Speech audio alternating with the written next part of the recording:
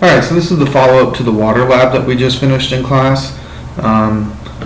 This video is going to give you a little more detail about what's going on with water, the molecule of water, and how those properties that you saw in lab happen, and secondly, how they impact living things. So here are the two learning targets. You can explain why water is polar, which is key, that you understand its polarity. You understand its polarity and how this polarity leads to some of water's unique properties. So this is going to be fundamental in your understanding. And then secondly, because it is biology, we're going to talk about how those properties impact living things. So let's go ahead and get started. Alright, so what I've drawn here is water molecule. These are two different models. The one over here is a model. We're not going to get into the different names of models, but we've got our oxygen atom. We've got our oxygen atom here, and we've got our hydrogen atoms here. Remember, water is H2O, so we've got two hydrogens and one oxygen. This is one way to draw it. This is another way to draw it. And this may look familiar to you from middle school.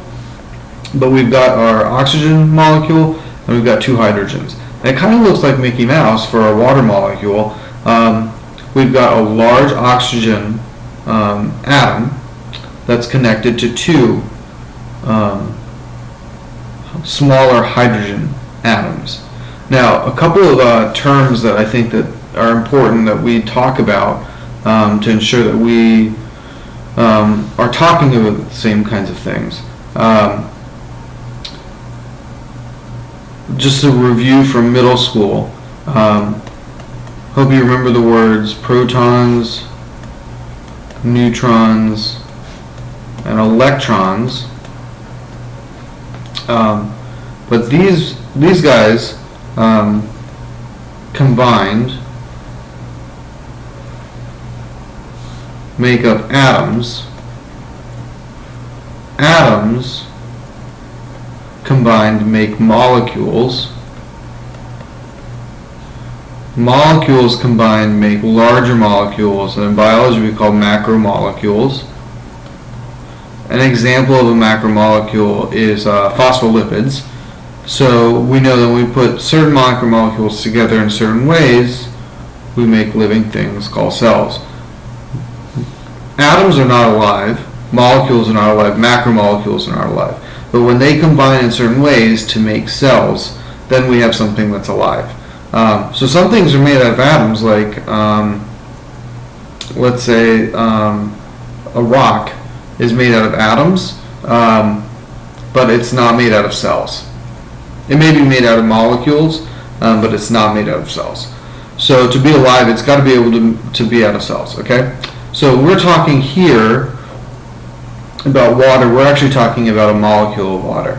So I think of the relationship between atoms and molecules kind of like letters and words. So we can put lots of letters together to make different kinds of words, just like we can put lots of different atoms together to make different kinds of molecules. So here is a word or a molecule of water. We've got two hydrogen atoms and an oxygen atom. Now, a couple of things that, I'm going to erase this, a couple of things that are important to think about for this water and its polarity is that our oxygen atom, I'll do this in a different color, our oxygen, if you remember the periodic table, an oxygen atom has 8 protons, 8 neutrons, and 8 electrons, 6 of which are valence electrons, or on the outside. Okay, and then hydrogen has 1 proton, 0 neutrons, and 1 electron, and that one electron is its valence electron. It's in its outer shell. So these atoms bond together to get full outer shells, to be quote-unquote happy, and they combine in this way and share these electrons in a covalent bond, so that hydrogen has 2 in its outer shell, so it's got a full outer shell, and oxygen has 8, so that it now has a full outer shell. But because oxygen has more protons and neutrons, it's a bigger bigger atom than the hydrogen. So what ends up happening is something very, very important. Because oxygen is bigger, it actually doesn't share electrons equally. So there's unequal sharing of electrons. So in other words, oxygen is hogging the electrons a little bit more than the hydrogen. So if it's got more electrons, we say that it's relatively negatively charged, whereas the hydrogen side is positively charged. Actually, let's draw this here. So hydrogen side is positive charge, and the oxygen is negatively charged. And because we've got a positive and negative, we say that water is a polar molecule. It's got 2 sides to it, a positive and a negative side, like the North and South Pole. It's got 2 ends, okay? So that's why we consider water to be polar. Alright, so because water is polar, we've got a couple of interesting things that happen. Sorry, that's not the color I wanted. A couple of interesting things happen with water. We've got our H2O. Remember that our oxygen has a negative charge and our hydrogen has a positive charge. So what ends up happening is that to the next water molecule, because there is a positive and negative charge, a bond exists between these molecules as opposed to within the molecule, like these covalent bonds. And this is called a hydrogen bond. But imagine this happening to lots and lots of water molecules. We could have another hydrogen bond here to another water molecule that exists here. We would have another hydrogen bond over here to another water molecule, and you'd have this interconnected, all these water molecules basically attracted to each other. And when water is attracted to other water molecules, we call that cohesion. Remember, co means together, like your coworker, your colleague. So when water sticks to other water molecules, it's called cohesion. But water creates hydrogen bonds with other things. So when water sticks, let's say sticks to other things,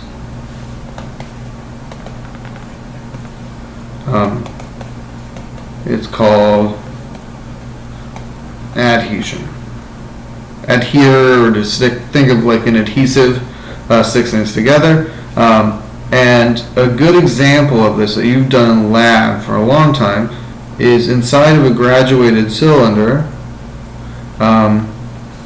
You've seen, in a glass graduated cylinder especially, you've seen water make this U thing. Just as a reminder, this is called a meniscus. That meniscus is formed because the water molecules on the edges are adhering to the sides of the graduated cylinder, actually pulling up the water level so that we don't have a level surface on the top of the water within the graduated cylinder. And that's due to adhesion. So it's water sticking to other molecules. other kinds of molecules. And what's interesting is that sometimes this leads to surface tension, because sorry, I'm going back. Because if we're thinking about a pool of water, let's say, try to draw a beaker for you.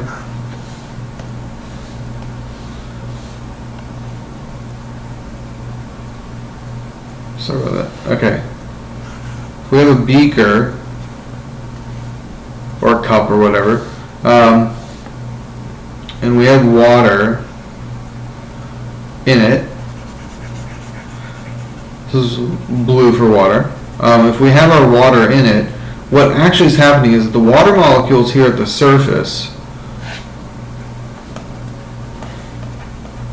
have less water molecules around them. In other words, they don't have water molecules sitting on top of them. They have them to the sides and underneath. But that doesn't mean that they have less of a charge. So because there is still unequal sharing of electrons, because there's still an unequal sharing of electrons, which makes the water molecule polar, the water molecule creates more hydrogen bonds with its neighbors, which basically leads to surface tension, because that surface of the water has more bonds there to its neighbors. Therefore, it kind of creates that film on top of the water, which is quite interesting, and that's because of the cohesive property of water and its hydrogen bonding and polarity. All right, next we're going to talk about water being less dense in its solid form. So I guess we should come back to our, I don't know what that is, our drawing of water, and pay attention that when we have this hydrogen bond between neighboring water molecules, when it freezes, what actually ends up happening is it becomes less dense because, sorry about that, we think that the distance between the water molecules actually increases when it makes a crystal form, which is ice, which makes it less dense, which means that ice floats in water, which is not typical of solid things, because usually solids mean the molecules are closer together, more dense, and therefore would sink. But that's not the case for water, which is pretty nifty, because it has allows for certain quite an important impact on living things. The next thing that water is unique at is that it's a really good solvent. Sometimes it's referred to as the universal solvent, but essentially because water is polar, it has those negative and positive charges which allow it to dissolve other polar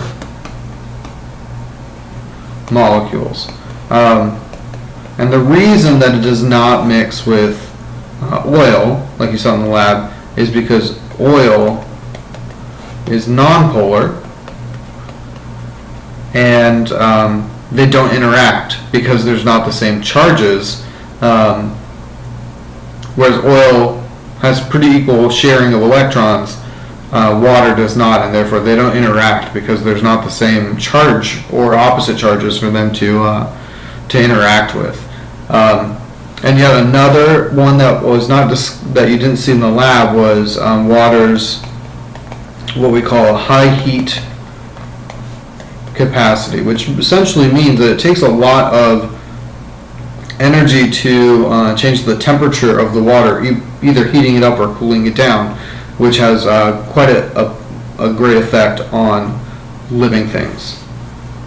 All right, so I see that I've been rambling on for about 15 minutes now, so I'm going to very quickly talk about how these things, how these properties that I mentioned, these 7 properties, affect living things. So first, polarity actually is the reason that we have these other 6 unique properties of water. It allows for these properties because of the unequal sharing of electrons. Because of the unequal sharing of electrons, we have cohesion, which is when water sticks together. So essentially, water will collect together into these bodies of water that we have, and adhesion allows water to stick to other things, which is really, really important for a combined property called capillary action, which is the reason why water will move up tubes. So think about straws or anything like that, and that's all due water moving up straws or other tubes, and that's all capillary action. Surface tension allows for things like water striders to live on the surface of it, which is near the base of several food chains. The density, ice floats, which is really important because it allows life to still survive underneath.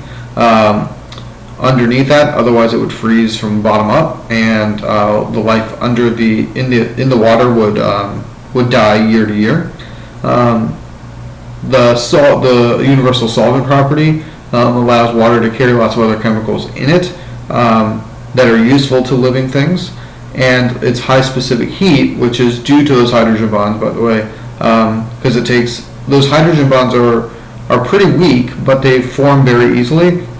So it takes a lot of energy to heat those molecules up so that they're far enough away from each other that they're not creating hydrogen bonds.